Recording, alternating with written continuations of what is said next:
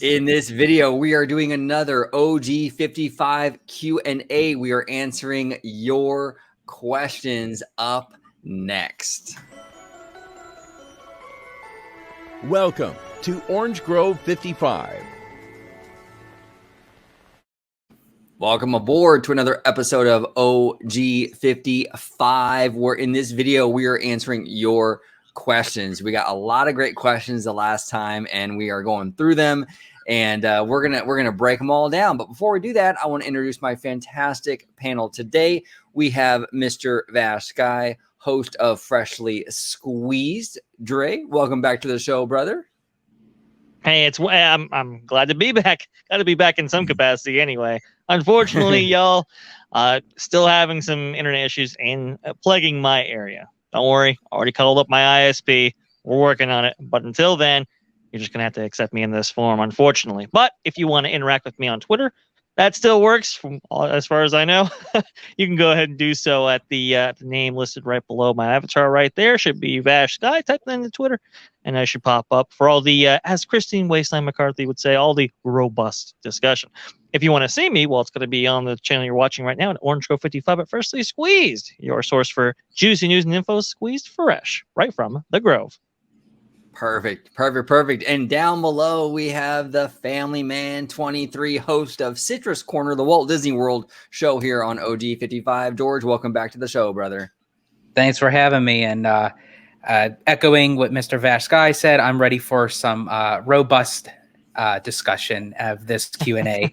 But if everyone wants to look out for me or check me out or curious to see what I'm doing around on social media, you could find me on Disney Family Man 23. That's my YouTube channel. You can interact with me on Twitter at Disney George. And as OG had mentioned, you can find me here on Orange Grove 55 with Citrus Corner with juicy, sweet, but sometimes sticky Disney news and info. Perfect. All right. But I do have to say though, Vash, as part of another one of your alias, I think I'm gonna start calling you Charlie whenever you're just on audio. You just need your angels. So That's fantastic. That's great stuff. That's good stuff. Fantastic. So we're gonna go ahead. We're gonna dive right in. The first question comes from the Girly Nerd, friend of the channel. She's been a supporter of the channel for a while now. And Girly Nerd, we appreciate your support 100%. So she's asking, looking at the footage of the new Avengers Campus in Paris, there looks to be some amazing things that DCA is lacking. What would you add to Avengers Campus in DCA in terms of another attraction, characters, eateries, merchandise, and just overall aesthetics? Now, I do want to show you, before we kind of dive into this, I want to show the people at home like what she's talking about. What is she talking about? Like, well, this is the Avengers Campus in Paris, okay? And it's pretty freaking amazing. Look at this picture. Look at it. Look, it's very similar to the one we have in DCA, but doesn't it just seem more complete for some reason? The tile work, everything looks so much better, man. They got this amazing Iron Man animatronic in the Avengers Assembles Flight Force roller coaster. Web Slingers, pretty much the same. Look at this Pim's Kitchen or Pim Lab, dude. This is dope. This looks like something out of like Galaxy's Edge or something. This is amazing. You got the Stark factory. It's like a repurposed factory. They got this really cool kind of like retro 50s diner thing. Another awesome looking building. It's all glass with like the etched lettering on it. Training center. I mean, it just looks really great, man. Look at this. The aesthetics are really it's popping. It's absolutely popping. I just don't understand, every time that I think that we get something like really cool in the domestic parks, one of the international parks just like takes it by storm. And it's like a dish from Paolo on the Disney Cruise Line. And then we end up with a can of Chef Boyardee. Right. Yeah, man. I mean, this is like, for me, this is really bittersweet. And it's bittersweet because on the one hand, I'm really happy for Paris. I'm really happy for Paris because this is in their Walt Disney Studio Park, which is really bad. Honestly, Oof, man. probably the worst park out of every Disney park on the planet. Really, really bad park. Like it was embarrassing, and it's really. I'm happy for Paris fans that they're getting something really high quality finally in that park. Super happy for them. But as a DCA fan, I'm kind of bummed out, man. I think we kind of got shafted. But what do you think? I'll start with you, Drea. What do you think for a girly nerds question? Like, you know, considering the Paris version of this land, like what would you like to see come to Anaheim? Yeah, well, a few things to note. I mean, like you said, OG, Walt Disney Studios Paris is a horrifically bad park. If anybody could look up, you know, before and after photos of like, I'm not saying any of you fellas, but anybody listening, look up before and after photos of the, you know, I guess it's Avengers Iron Man Flight Force or Avengers Flight Force roller coaster attraction. Avengers Assembled Flight Force. Got you. Is that Avengers Assemble Flight Force attraction? If you look at the previous Rocket Roller Coaster kind of area, like it was real bad. I mean, we're talking like carnival level, a tin box on asphalt type bad, and so they really imbued it with a lot of character and scenery, especially with those trees they selected and redid the tile, the ground for that tile work and everything like that. It just looks incredible. This transformation was really, really epic. And this like you said, OG, this park really deserves it. It's so many of aesthetics were just horrible, and this goes back to the fact that they had to build the park within 10 years or else forfeit the land. So they were kind of in a bind to give this park the bare minimum that they possibly could, just to retain the land holding that they had set aside earlier on. Additionally, if you look at like the Ratatouille area and even aspects of the Toy Story area, this park is coming together. It's just going to be kind of interesting what happens in the future as far as DCA goes, as it relates to Adventures Campus. Would I prefer like a seating area within Pim's Test Kitchen in kind of a similar vein to what we see here at Disneyland Paris? I mean, yes and no. I think it's a little bit industrial, but it is something where it's like I can sit inside, which from what we understand, Pim's Test Kitchen desperately needs. They're still working on the patio area. Apparently, there was a lack of shade, which created some issues with heat and such like that. They had to like close off those areas for a good amount of time. Now they're back open because the heat has died down, or they've got some new umbrellas. I don't know what's going on there. It's really kind of unfortunate that we didn't get the deluxe package that Disneyland Paris got. But that's not to say that Avengers Campus is complete. Even Kevin Feige admitted that wasn't necessarily the case. So maybe they can incorporate some of these, aspects into Avengers Campus at DCA. I'd like to see that. I still think what DCA's version of Avengers Campus needs more than anything is a big e-ticket. Like, I think that's the main thing that they need.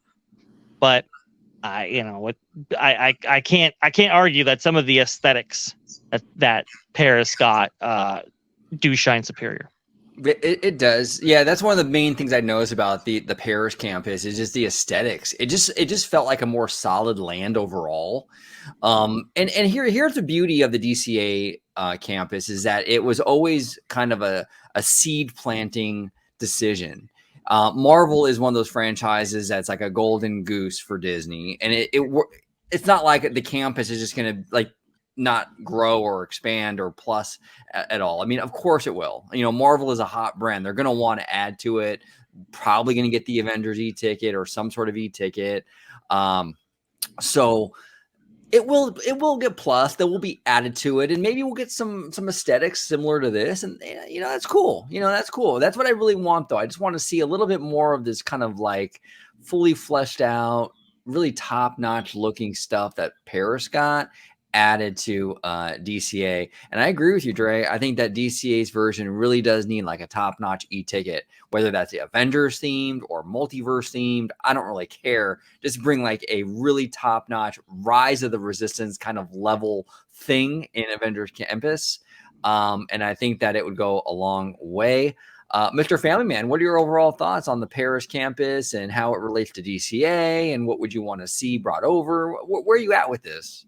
More so, my answer is pretty safe and boring, but to say the least. But I mean, I do agree with you guys that I think the aesthetics, I would love to see more added to Avengers Campus, just to kind of make it complete, like not be complete as a land as a whole, but just like individual attractions or settings of buildings and restaurants or what have you.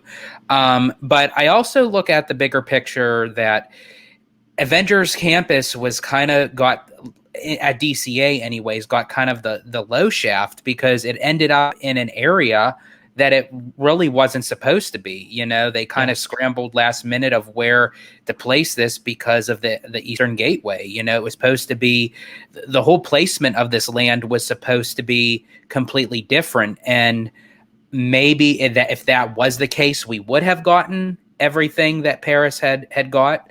So they might have had to just kind of make do with what they had in the amount of time they had to do it. And especially during the time, you know, when, you know, it was supposed to open and then boom, the world went into chaos. It delayed that. And it's like, so everything was against Avengers Campus for DCA's version. But I do think in time, once they figure out the corresponding expansion pad, so to speak, you know, as time goes on, where they can extend Avengers Campus, I do agree. They definitely need the e-ticket attraction. You know, I mean, they have Mission Breakout, but they need something brand spanking new, not as a recover from a previous attraction. And Web Slingers just isn't enough. You know, you need something that is really going to bring people to say, hey, I want to spend time in Avengers Campus, just as you mentioned, OG, just like with Rise, with Galaxy's Edge.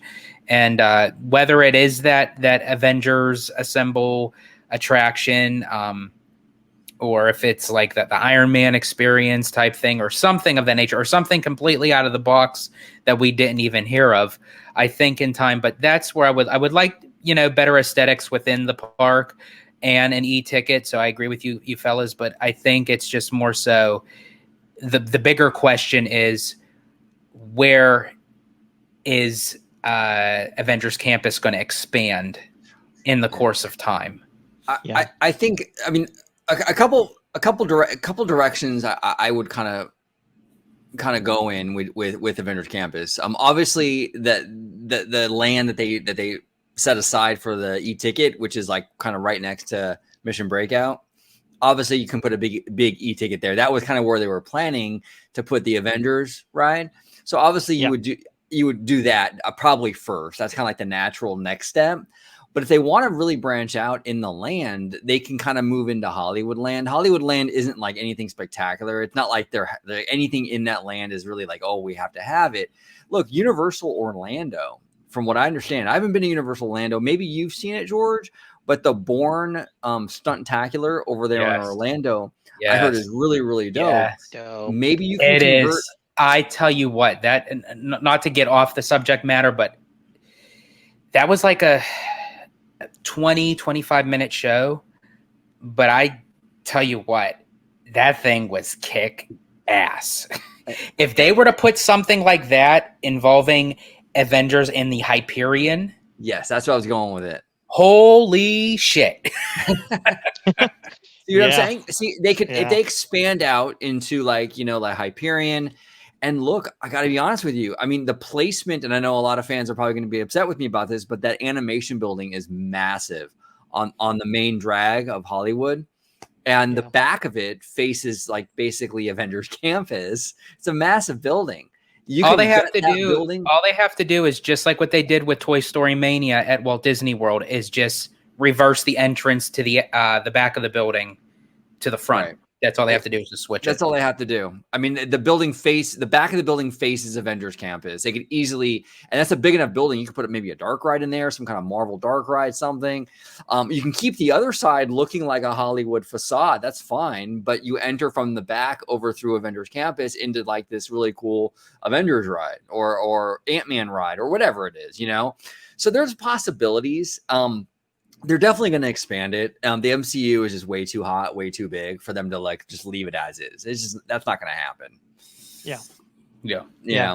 I mean, it's the Marvel MCU is like you said, it's red hot still. Phase 4 is going through some issues, but it doesn't. Marvel's output is insane. And I think everybody can wrap their head around or at least get excited for something in the theme parks when it comes to domestic and otherwise. I think people still want to experience this really for real in the theme park space. We've gotten some overlays which have been pretty nice, but I mean, look at the sensation that has been created with Cosmic Rewind, even Avengers Assemble, Flight Force. It's I mean, people are really excited, and I think they really want to do. They do want to have that in a theme park, in represent in a theme park space somewhere, to the level that maybe Star Wars Galaxy's Edge is. But a quick note about Star Wars Galaxy's Edge: it's interesting. Some news came in earlier this week regarding that and regarding Disneyland Paris. As you'll know, just Walt Disney Studios is. In Paris is undergoing a major transformation, and apparently, the original plan was to bump out the borders and provide like this kind of scenic lake, with like a water show, and then surrounding it, you were going to have 3 lands. It was going to be Avengers Campus, a frozen land in a vein very similar to what Hong Kong Disneyland is getting, and also a portion of Star Wars Galaxy's Edge. Apparently, and I was talking to OG about this even earlier on, the big rumor was that Star Wars Galaxy's Edge wasn't going to be represented as part of this this kind of makeover that Walt Disney Studios Paris is getting. Apparently, earlier this week, I think the president, I believe of who it was, of the Disneyland Paris Resort actually came out and said that they're no longer going to be doing that, and it was worded quite interestingly. I don't have the quote in front of me, but it was around the lines of like that Star Wars Galaxy's Edge is kind of no longer relevant. Wow, that's weird. And that was a really kind of interesting way of putting it. I don't know if he used those. I don't remember if he used those words specifically, but he did say something like it. But there's 2 ways that you could take that, though. You could actually take that as, just speaking of Star Wars in general, but actually from you saying that, it kind of makes me think of, is he putting it in the contents of that's what the problem is that we have with Galaxy's Edge? It's like stuck in this time frame where it's like you can't do anything with it, and that's where it seems irrelevant. It's like the Raylo is gone, dead, vamoose. It's like, can we get something with Star Wars, but that is more relevant, that's not subdued just to with one particular time frame? Right.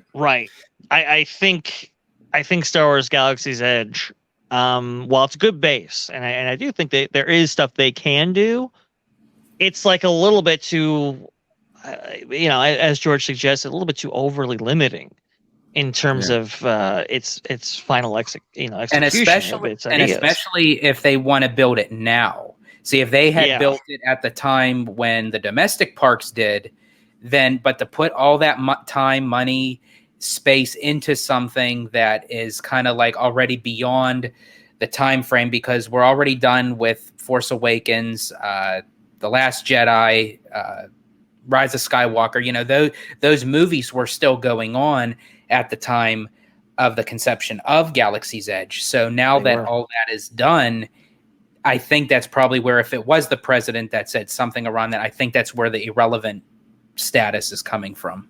Well, and it also kind of plays to, and I'm not really familiar with like the French culture and things like that, like pop culture and all that, but it's also possible that, Star Wars isn't like as hot over there as it is over here. I mean, that's also another possibility. I mean, I know some of these franchises play differently in each country, I mean, they had overlaid our hyperspace mountain that we have at Disneyland in California. That's like a seasonal overlay. But I mean, they had kind of really permanentalized it for their Space Mountain over there. Like, Space Mountain does not exist currently at Disneyland Paris. It is just Hyperspace Mountain. Star Tours was still kind of a huge, franchise type attraction over there. I believe they did get Star Tours, The Adventures Continue, and things like they were going in that direction. Star Wars, from what I understand, is still kind of a hot property over there. And to hear that they were kind of going away from Star Wars Galaxy's Edge, for people who are, I don't know, who look at Star Wars Galaxy's Edge and see it as maybe not as successful as maybe it could have been, this seemed like a huge acknowledgement of that. And it was just very surprising that you would hear that you would get insight into that. The big rumor was that they were maybe not necessarily going to do it, but to have it confirmed, I thought that was a big deal. Well, and Dre, correct me if I'm wrong. Those plans were made prior to the Pandy, correct? Yes. Yeah. They were all made prior.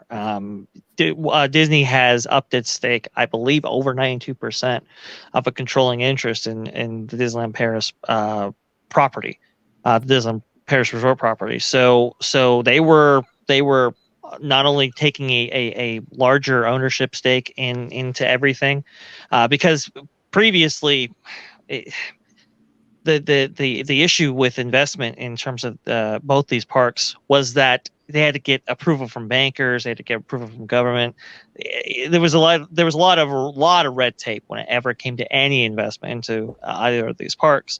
So them taking a bigger ownership stake gave them the ability to reinvest into these properties. And that's why they were going with the big, $1 billion, overhaul makeover in a similar vein that we've seen with Disney's Hollywood Studios and Disney California Adventure, and soon Epcot, I guess. But it was always kind of with the understanding that they were going to get a Star Wars Galaxy's Edge, or at least like a truncated version. Right. A lot of people presume that maybe it wasn't going to have the Millennium Falcon attraction, but it was going to have Rise of the Resistance in the Black Spire Outpost area, which is kind of a different take on it kind of thing, which could have, it's like kind of the best of both worlds kind of thing. If you're gonna make it smaller or make it a little bit more compartmentalized, you would just kind of do that. It was an interesting idea, but apparently they're not going to get any of that. They're going to go in a completely different direction, which suggests, hey, maybe Rise of Resistance is, maybe it's, it's maybe not the most reliable attraction. So maybe they're going in a different direction just in terms of ride system and what rides that they're going to feature. Maybe they'll stick with the timeline. I don't think so, but maybe they just need some time to reassess that whole kind of Star Wars area or presence within that park. But it was a fascinating update for sure. Yeah, that's interesting. That is interesting.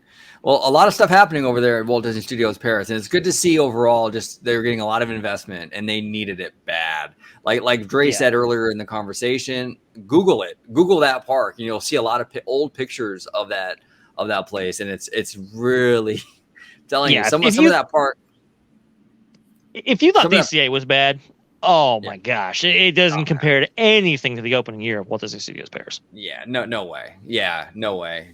Yeah, and especially now, like DCA now is like a pretty solid park, blows the Studios park in Paris out of the water. Overall, they do have a better Avengers Campus though. Oh yeah, all right. But we, Cars Land, so. Basically trumps all.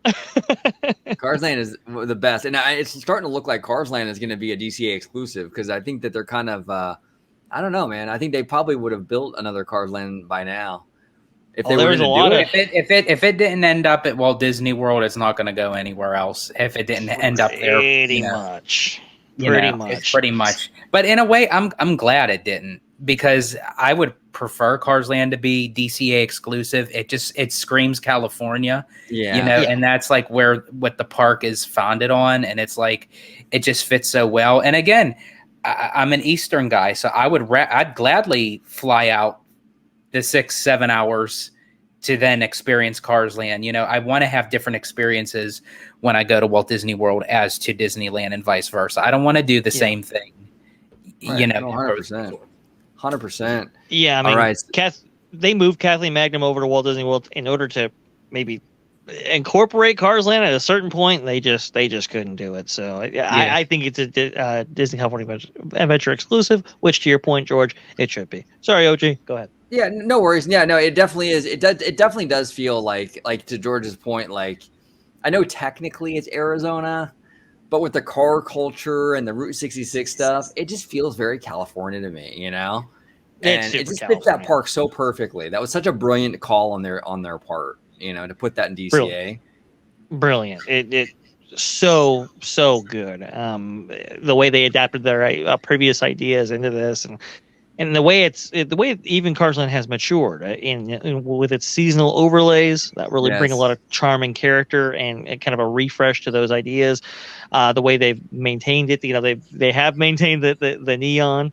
Luigi's Rollickin' Roadsters now. It really is something quite magical. And I just saw a ride through of Radiator Springs Racers, and a lot of the animatronics inside were actually working. A lot of the effects were actually working, which was good to see. So this continued investment into Cars Land and how it's held up over time, it's just been phenomenal. Well, yeah, and it's kind of become it kind of was also it kind of created like an artificial berm. I mean, well, a berm is always artificial, I guess, but it's artificial at Disneyland. But I mean, the DCA kind of with Cars Land, it blocks out the outside world so well. I mean, that whole back end of that park, it just really blocks it out. You can't see nothing else. Like as soon as you walked on that street into Radiator Springs, you are in Radiator Springs. You can't see nothing. And I thought that's the genius part of, I think honestly, Cars Land is the best land that Disney has ever made, in my opinion, at any park. And, and they had idea, supervising along with the Imagineers of John Lasseter. Go figure. It's like, it's like someone who didn't know anything about storytelling or what have you. They made a very prestigious land, in my opinion. And I think honestly, that's where these lands now lack. And unfortunately, it kind of shows with Toy Story Land, because Kathy Mangum headed that one. And nothing against Kathy Mangum. I think she's brilliant of what she did with Cars Land. But when you compare Cars Land to Toy Story Land, there's no comparison. No comparison. Okay, so now we're going to move on to our next question, which comes from a friend of the channel, another friend of the channel, Oakview Films. And Oakview is asking, with Universal ramping up its thrill ride count with coasters like the Velocicoaster and the upcoming Intamin spinning coaster coming to Epic Universe, do you see Disney one-upping Universal in the thrills department, especially if Universal steals their thunder? Now, George, I promised you I would start with you first because you just got back from your big Universal Orlando trip. So the Velocicoaster and all this stuff is kind of fresh on in your brain. What are your thoughts in regards to what Oakview is saying? Like, do you think Disney's going to kind of respond to this? Like, the arms race for these thrill rides, or maybe not? What do you think? Well, this is my thing. I do think that Disney will respond to something as time goes on, but it'll be within their bracket of what they consider as a thrill ride, more so leaning towards for kid-friendly, family-oriented attractions where you could still have a thrill, but almost anyone would enjoy it. Now, when I went to Universal, I've experienced the Velocicoaster, the Incredible Hulk coaster, and I love them. They're awesome. I'm a thrill junkie. I love roller coasters, and my wife is probably going to rip out my tongue for saying this because she absolutely loves the Incredible Hulk coaster. It became her favorite roller coaster. Which is funny because I never thought she'd even go near it, but I digress. But that's so funny. It's at the end of the day, they're just roller coasters. They have slight themes to them, but they're just a traditionalized steel roller coaster with some aspects that are very thrilling, where as you ride the Velocicoaster, it gets faster as you travel through the valleys of the Raptors and what have you. It's very thrilling, but when it comes to immersive storytelling, that's where I think Disney has them, aside from Harry Potter, because Harry Potter is its own entity within itself. Right. But I think Disney overall has more of that immersive storytelling that kind of plays more into the factor than just creating a high-speed roller coaster. So like we have like rides like Expedition Everest, and we're going to get Tron, which are very thrilling. But I mean, if you compare it to the thrill factor of Universal, Universal has that thrill factor a little bit higher than Disney. So I feel that Disney will respond, but not to the level of intensity that Universal usually goes with their thrill rides. That's interesting. Now, would you say that, because you mentioned like, the difference between like just a good coaster and a good themed attraction, right? Mm-hmm. So would you put, like, where would you rate, where would you kind of place Cosmic Rewind in that? Is that a well-themed attraction, or is that kind of on the same line as like a Velocicoaster, as just a good coaster? With here's the funny thing with Cosmic Rewind. Believe it or not, a lot of people say, oh, it shouldn't be in Epcot or what have you. And, that's really not my thing, but I love the coaster as a coaster. And I think this is actually the one attraction where Disney kind of stepped out of those boundaries a little bit, because it does tell an immersive story before boarding the ride vehicle. When you're in the ride vehicle, even though you may haven't, spoiler alert, people, if you haven't experienced Cosmic Rewind or haven't seen it, but I'm not going to give too much detail on that. But of what's around you on the screens, you really don't pay attention to, because it's moving you in a way where you're not really like paying attention to the screens. You're more so listening to the music. You're enjoying the overall thrill, where with Mission Breakout, the screen is just one steady screen that you're kind of forced to look into and follow the storyline with the Guardians, where Cosmic Rewind, you kind of get lost in that space because you're moving as a coaster, but you're also rotating 180, 360 degrees, where I think people are more so focused on that aspect than look what's on the screens. Interesting. Dre, what do you think? I mean, Oakview brings up a good point. A lot of thrilling stuff coming out of Universal lately. Do you think Disney's going to respond to that and add more thrills, or is Disney just going to lean on what Disney does best, which is just kind of more family-centered stuff? Well, it's at this point, it's it's really going to be, what does CapEx allow? What does the investment allow? Because, hey, going with a roller coaster type attraction, Cosmic Rewind's not the best example of this, but going with a roller coaster type attraction and theming it throughout, but still having bear track and so forth. I mean, it's cost effective, right? And Intamin is quite the roller coaster manufacturer, I will say. They've created some remarkable attractions: Hagrid's Magical Creature Motorbike Adventure, and Velocicoaster being the two standouts so far. It's really been phenomenal to see. But I think Disney, the thing about Disney is they kind of attract or their key demo is a little bit different than Universal, I think. I think Universal is definitely looking for those thrill seekers just a little bit more than Disney, and I think that's why the prioritization of what each prioritizes is maybe slightly different in that aspect.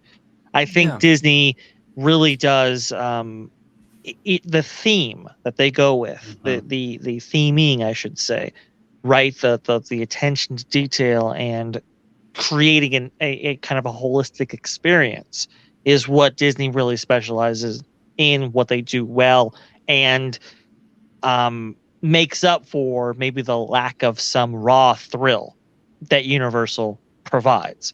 Universal obviously has some very nice theming attached to some of their attractions, and some of their coasters even, I'll say.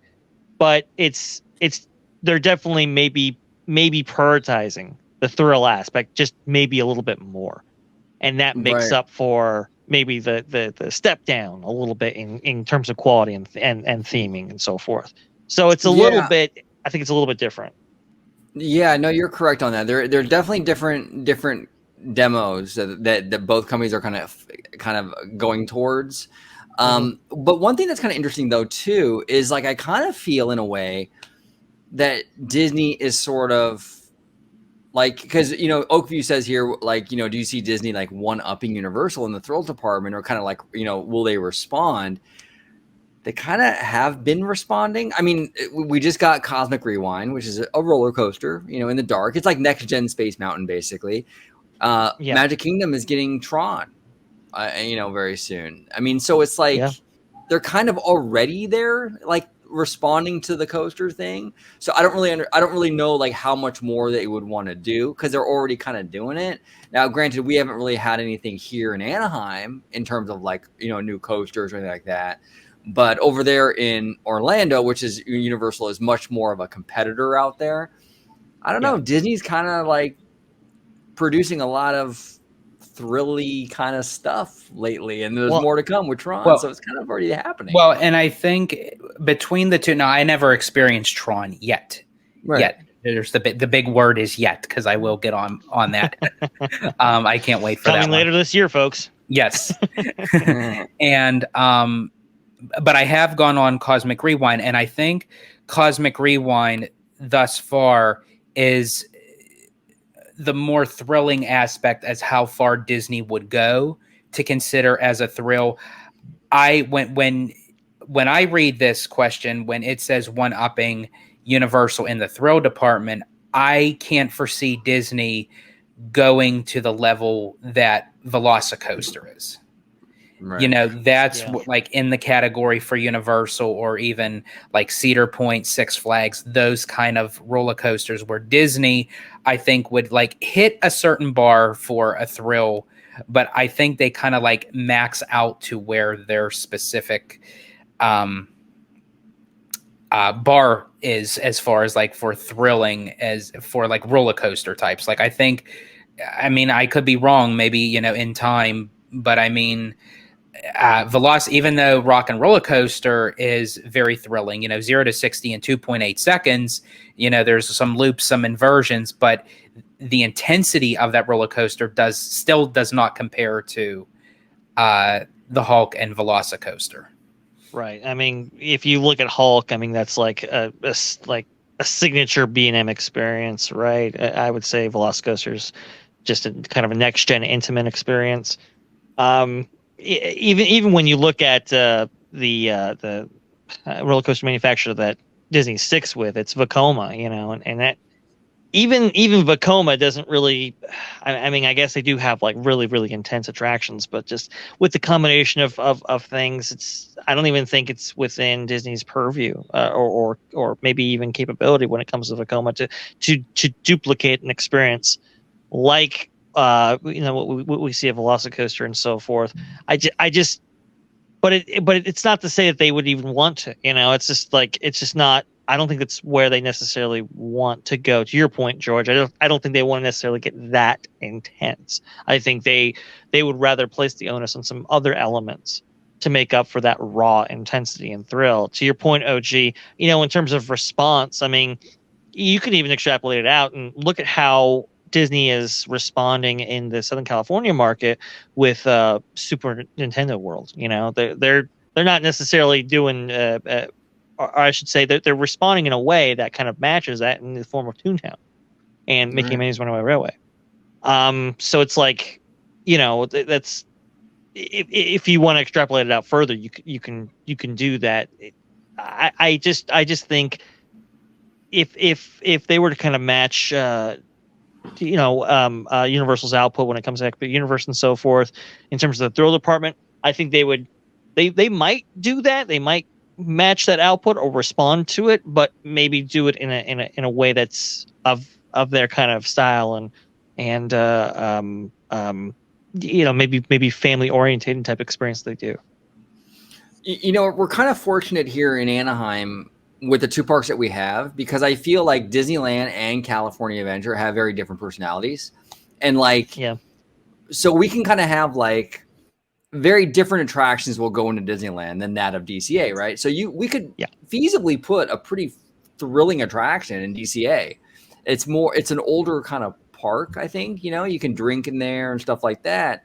And I think that's kind of good because we're not like pigeonholed into like one thing. I think with Universal Orlando, it does feel a little pigeonholed because I don't really see much difference in personality between the two parks. They're both kind of catering to the same crowd, the thrill crowd. It's either you're at Universal Studios or you're at Island Adventure. It's both kind of the same kind of crowd. Like one isn't less thrilling than the other, really. They kind of both cater to the same demo. So that's interesting, you know. But yeah, overall, I don't see Disney going like hardcore. I agree with you, George. Like they're not gonna go super like one up them. No, they're not gonna one up Universal. They're not even gonna match Universal in a lot of these thrills, let alone one up them. You know, because it's just not Disney's brand. They're just not that brand. You know, it's not, and they do the quality of theme they do so well, and like I said, I mean that really does make up for the raw thrill factor. I think as amazing as Velocicoaster or Hagrid's Magical Creature Motorbike Adventure is, I think, you know, they do stand with like a Rise of Resistance, for example, in the minds of a lot of people, especially from an engineering and just quality of ride and theme standpoint. Right. I think a lot of people would say like, oh yeah, like, you know, I would rate Rise over Velocicoaster or vice versa. You know, they be on the same playing field or whatever, because it's like the theme, the quality of execution when it comes to design and unique ride system and all that kind of stuff that has a value, and I think in terms of people as well, and the fact that the whole family can do it rather than, you know, Velocicoaster that might be a little bit limiting in terms of that. I think is a real value to folks as well, and I think Disney wants to stick into that direction. What's really might be telling is you know, like I said, the CapEx issues. Can you still, you know, match the output if you have to diminish on quality, for instance? That's going to be the interesting thing, how that kind of interweaves with all this, so to speak. But yeah, I mean. I suppose, you know, it's interesting. California Adventure was supposed to get like a Tron type attraction at a certain point. They were. You know, it was going to be a Captain America, you know, bike attraction. So Tron, but Captain America themed. Gonna be interesting to see how that all pans out if it does. That would be kind of cool. Maybe they'll fall back on that. Maybe instead of doing the Avengers ride, they'll do something like that.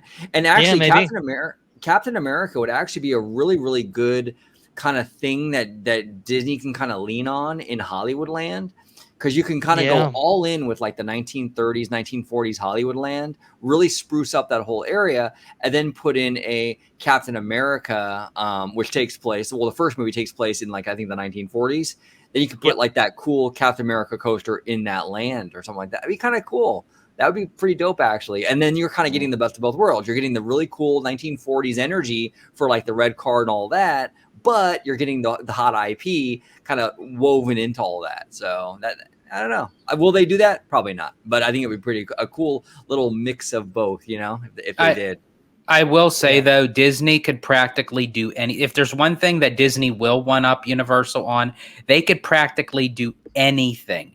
They can make a freaking Alice in Wonderland hedge maze like they did over at the International Park. It would still outbeat that freaking Fast and the Furious Supercharge. Oh, yeah.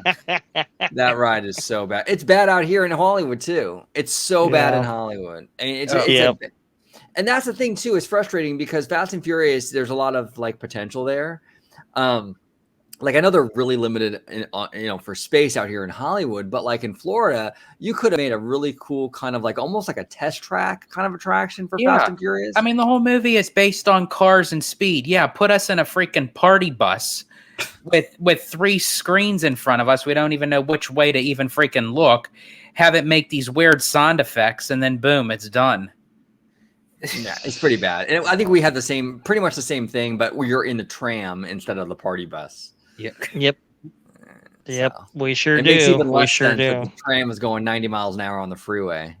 Yeah, exactly. Oh my gosh, it's super bad.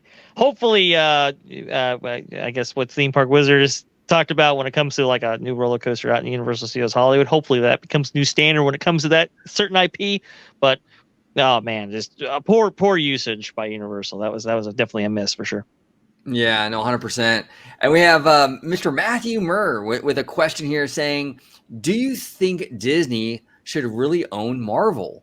And do you think it would be in a better position today if they had never bought out Marvel or Lucasfilm?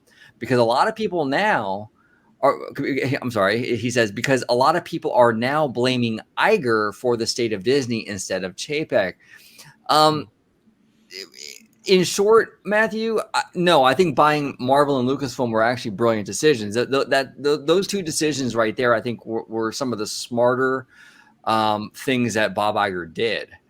Yes. I think Marvel is like, I mean, has been a total cash cow for the Walt Disney Company. And contrary to like what a lot of fans believe, I actually think the superhero thing does fit within Disney's sort of image. You have a lot of stuff for like the princesses and things like that.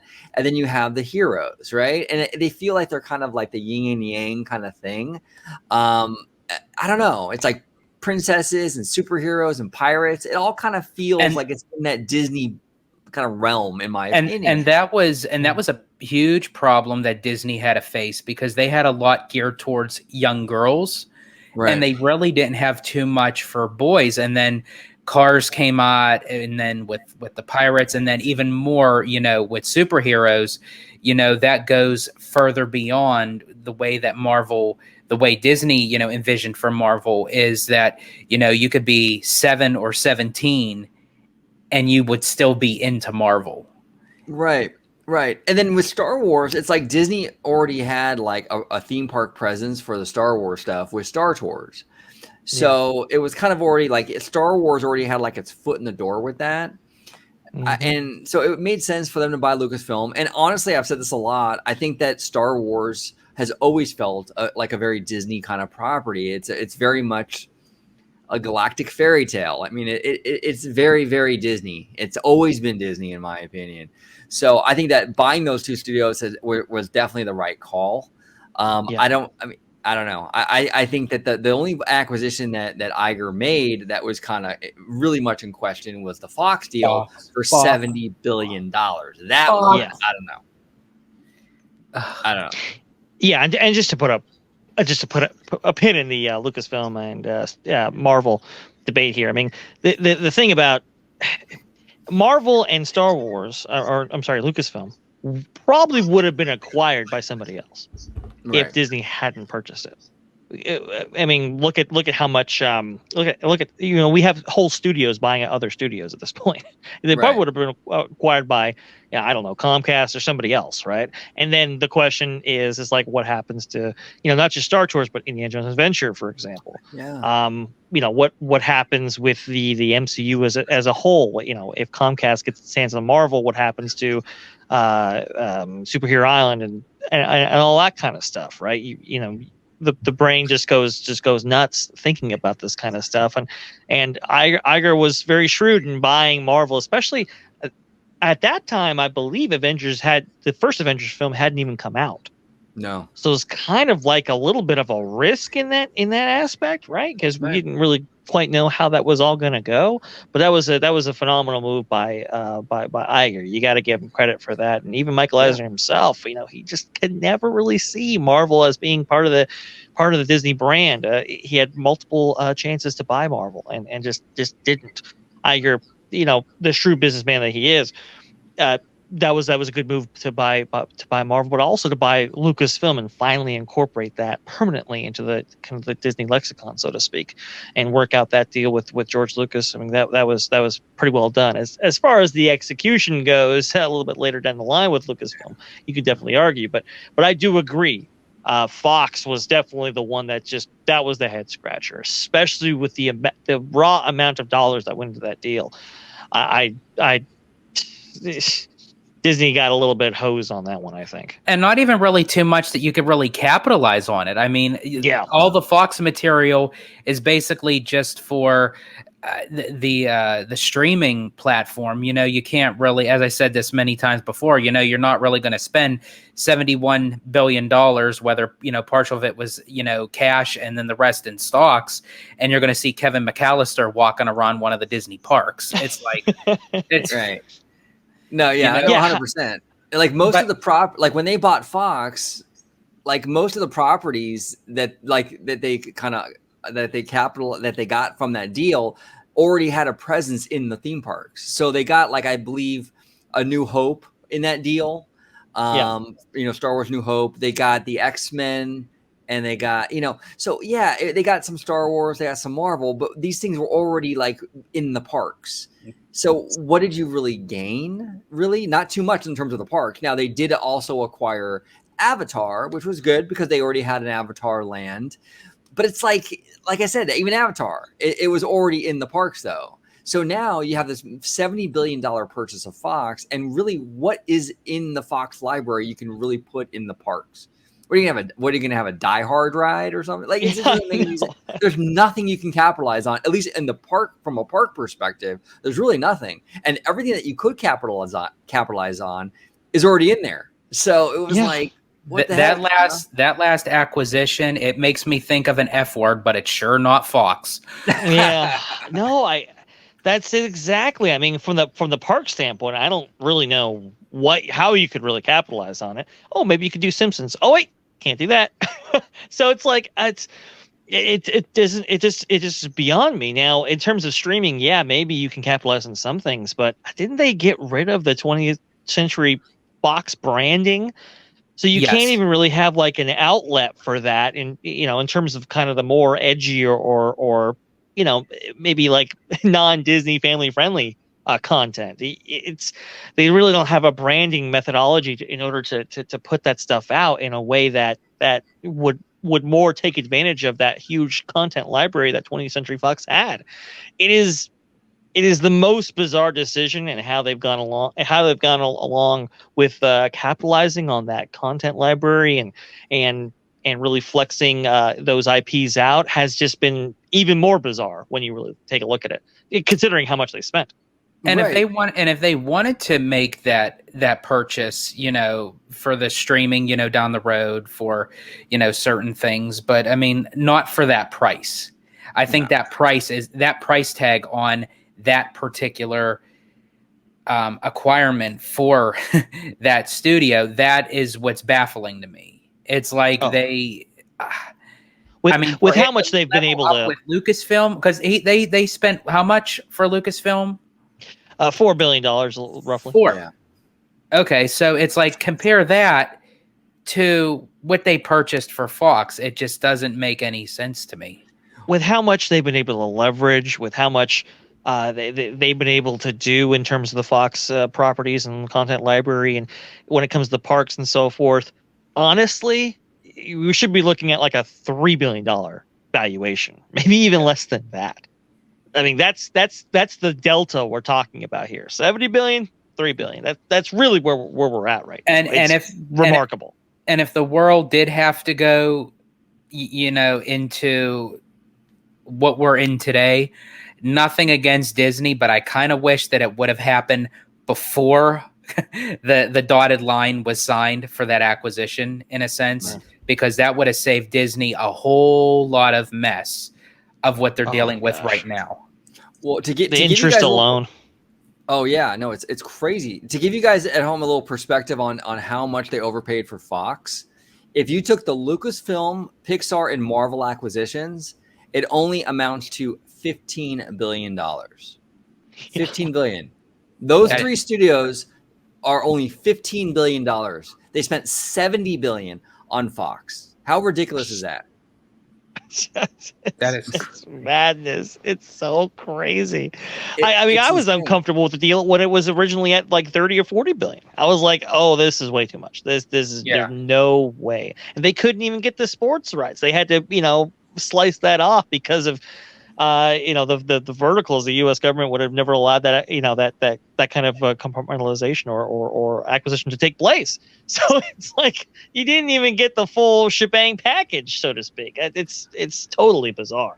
And you know what, Dre? What they should have done, actually, because I know Murdoch probably wanted to sell the whole thing. Yeah. But what they should have done probably would have been buy the whole studio and then sell off majority of what you don't need.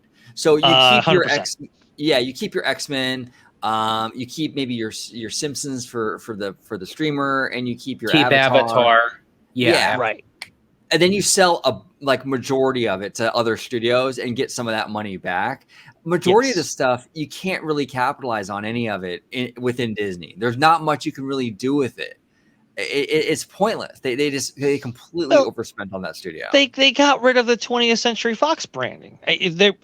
Couldn't you have imagined like a different what do they call that? Like a different button within Disney Plus that gave you 20th Century Fox content, like under its own kind of branding. That way it's like, okay, for more edgier content, stuff that doesn't maybe necessarily fit into the nice family-friendly Disney lexicon, you have this kind of outlet, right? You have this kind of panel that allows you to get into that kind of realm of content. They didn't even do that, though. That was the most bizarre thing to me. It's like, why are you getting rid of this branding? I understand that there were problems when it came to like Fox News and Fox Sports and all that kind of stuff. I get it. But you could have done something, maybe a 20th century branding, for example, right? Something that maybe didn't include Fox, but had its library, so that you could, put that on Disney Plus and people could get a lot of value out of that. They didn't even do that, though. It's just the most asinine, brain dead decision that I've ever seen Disney make, and at a considerable expense. The whole company was only worth like $150 billion in terms of assets, appreciable assets. you just took on $70 billion worth, and what'd you get for it? I don't see it. It's crazy. No, they didn't really get much for it. I mean, they got a few things. They kind of completed their Star Wars acquisition with that, and they gained some more Marvel, which is great. But not enough. No, it's not. It's none of that's worth $70 billion. I mean, they completely shit the bed with that. And again, we've talked about it before. And hey, our buddy Sean Rankin the Mouse is going to give us a lot of shit for saying this, but look, I mean, I do believe, and I could be wrong, but I do believe that Bob Iger pushed for that acquisition. He was going to overpay for it, come hell or high water, because he knew he was going to retire, and he didn't want to look like he was going out on a loss. Yep, that's exactly it. Really, really not cool, because you're putting the company at major financial risk, and we're really lucky, to be honest with you, because that landed right before the pandemic, right before. Yeah. I mean, it's we almost had a saving grace from that deal. I mean, even though they would have lost money due to the shutdown and the pandy and what have you, but I mean, I think they would have recovered much faster than just coming off an acquisition that big, that ridiculous, compared to then having to deal with a worldwide shutdown.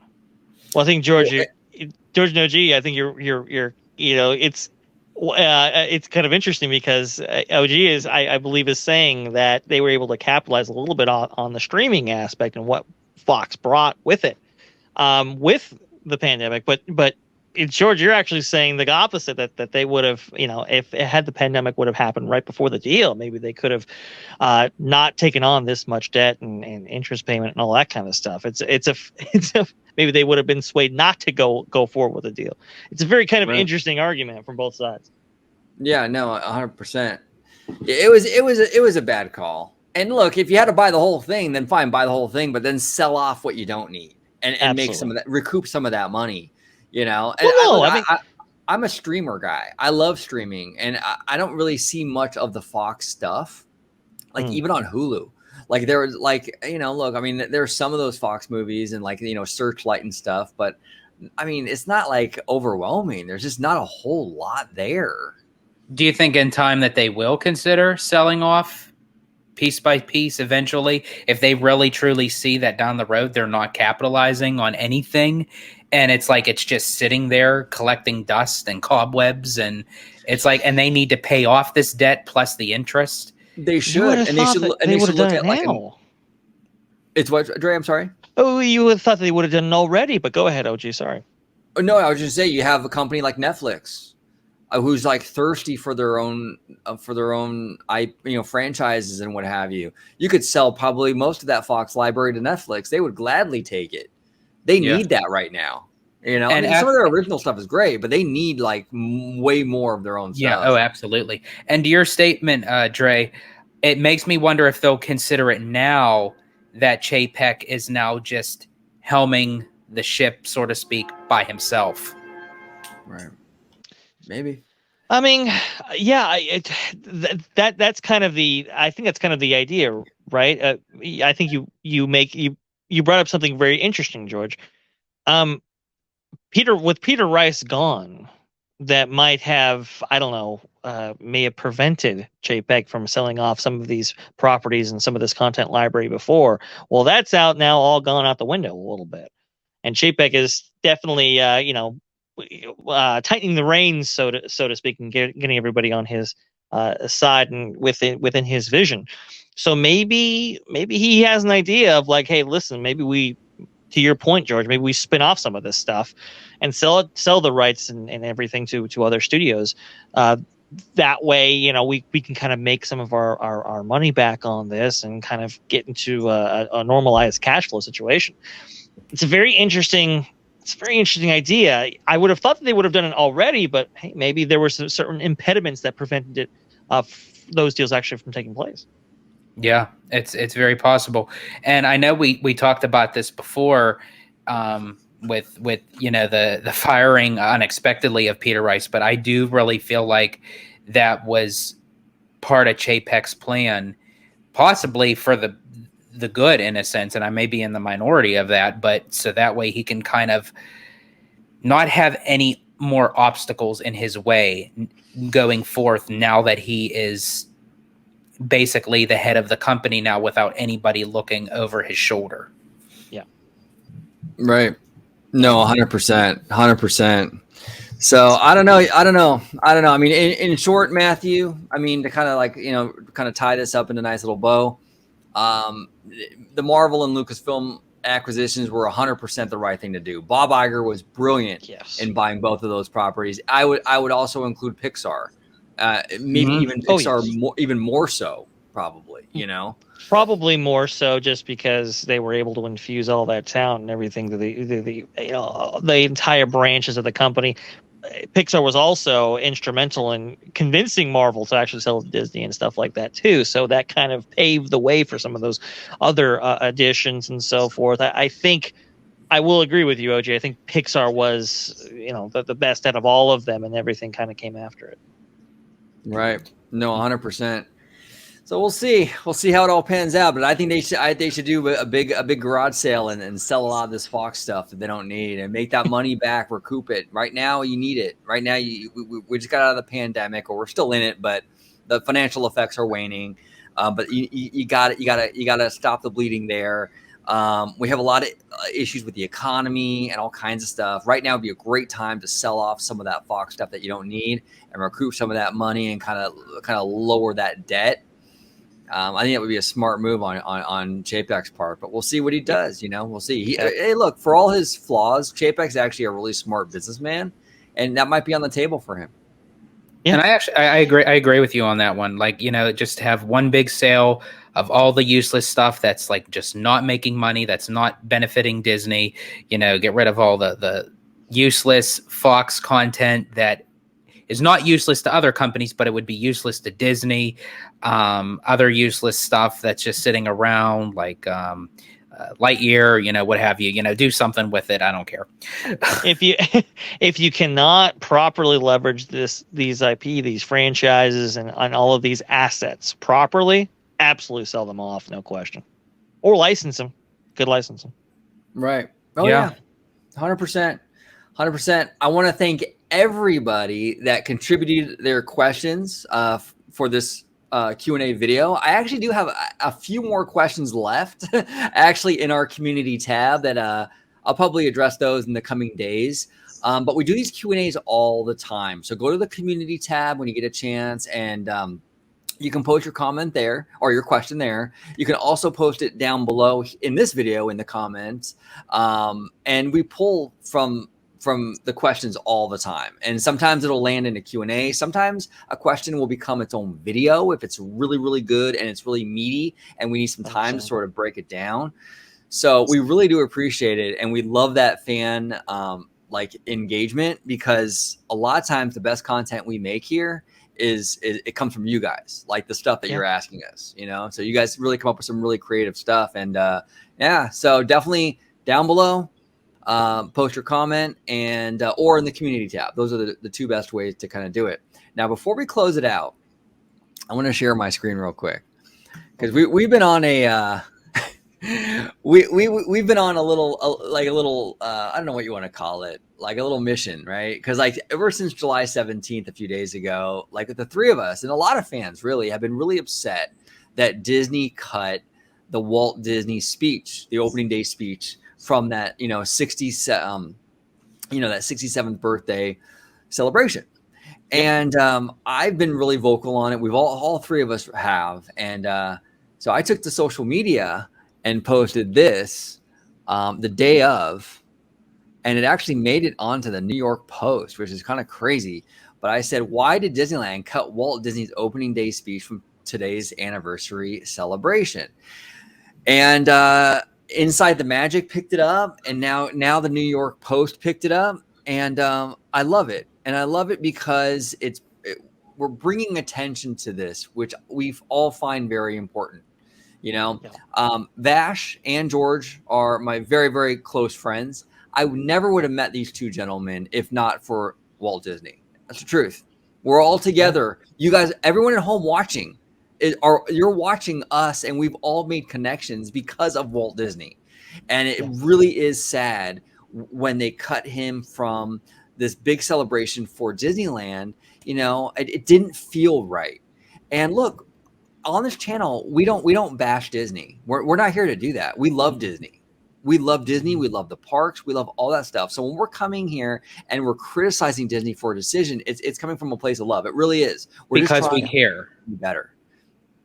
It's because we care. It's all about, just at the end of the day, you support the ones you love. So it's what better way to show support and love, as OG had said, by really, us gushing our emotions and thoughts and opinions on the social media platform, so it can get out there. And by the proof right in front of us, it's vocalizing is some of the best things that you could ever do if you want to make something right. Exactly. Absolutely. 100%. I mean, we all absolutely love the Walt Disney Company. We all absolutely want to see the best version of it, or a better version of it, or to see it in the best shape possible, and to see it, because we've seen it do amazing things. We know how good it can be and how good it could be. We all want to see a healthier Disney Company, and one that's making profits year over year, doing. For lack of a better term, the doing it the right way. We want to see it. We want to see it prosper, not just for the here and now, but for the next 100 years. And any criticism that we level at the Disney Company is coming from that place. I think that's the most important thing. And we can bring attention to some issues that maybe are kind of seeing it go astray. We'll go ahead and we'll tell you, the viewer.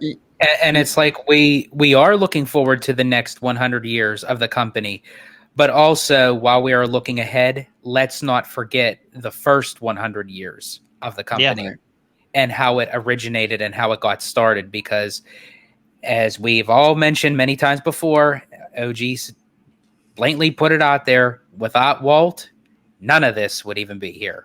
None of it. And a friend of the channel, who we're actually going to have on here in a few days, the Story Geeks, Jay Shear, made a great point today. when you start to take away the legacy of Walt Disney, that's so integral and so vital to the Walt Disney Company. When you start to chip that away and sort of erase it, Disney sort of becomes like every other company. They become a Universal. They become, just any other company, right? It's the Walt. It's that story of like this scrappy kid coming from Marsley, Missouri on the train to LA to make it big. He's got like $30 in his pocket and he wants to change the world. He makes the first sound cartoon. He, makes the first animated movie. He builds Disneyland. He wants to build a city of tomorrow. And like, it's that story that makes Disney so much more special than any other company on the planet. It's so different. And when you take him out of the equation, Disney becomes Universal. Disney becomes every other media company, Paramount, you name it. So Disney, look, we love you. We're just telling you constructively that this is not a good decision. This is Walt, and his connection to this company is a big part of the success. It's a huge part of it. And hopefully next year you bring that speech back and we can kind of get back on track. So it was really unfortunate to see that the other day. Really unfortunate. But I'm glad that there are some news outlets picking it up. I understand inside the Magics.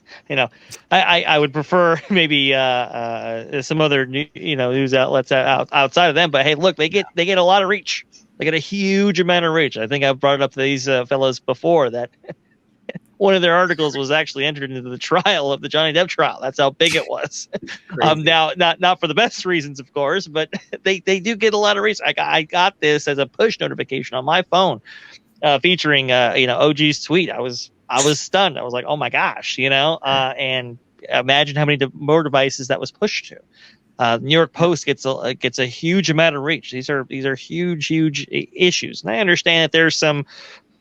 There's some reasonings as to why maybe those stories got picked up by those specific news outlets, but it shouldn't undercut the overall message, which is Walt Disney should be part of this company going forward, should have a presence within these parks going forward, should have a presence in the minds of viewers when they think of Disney going forward, and we shouldn't lose track of that. 100%. Well said, Dre. Well said. We got to keep the Walt in Disney, right? We got to keep the Walt in Disney. And I think it's vital. It's absolutely vital. So we'll see how it all pans out. They probably won't know until next year, or maybe we'll find out in January. Let's see if they play the full speech in the new fireworks show or something. I don't know. We'll see. Oh, interesting. Possible. Interesting. I'd like to see it. I'd like to see it. Yeah. Well, thank you both for coming on today. It's always fun having my brothers on here talking shop and just having a good time. I'm going to go start with Mr. Vash Sky, producer Dre, Dr. Dre, host of Freshly Squeezed. If you can let everybody home know where they can find you on social media, sir. Hey, best place to interact with me is going to be at Vash Sky. That's the name down below, right below the avatar here. Sorry. Hopefully I can get back in person with these fellas or maybe with the camera. You guys know what I mean. You know what I mean. Anyway, you want to interact with me at Bash Guy down below. If you want to see me, well, it's going to be hopefully when my camera does actually get reactivated, it's going to be on OG55 at Freshly Squeezed, your source for juicy news and info squeezed fresh right from the Grove. Perfect. And down below, we got Mr. Family Man 23, host of our Walt Disney World show here on the channel, Citrus Corner. George, if you can let everybody at home know where they can find you on social media, sir. Absolutely. You can find me on my YouTube channel, Disney Family Man 23. If you want to interact with me on Twitter, at Disney George. And as OG had put it, you could also find me here on Orange Grove 55 with Citrus Corner, with some juicy, sweet, but yet sticky Disney news and info. Perfect. It was a pleasure having you gentlemen on, and it was a pleasure for all of you watching at home to join us. Again, down below in the comment section, any questions, go ahead and post them, and it might show up on a future Q&A. Thank you all so much for watching, and as always, have a wonderful, wonderful day.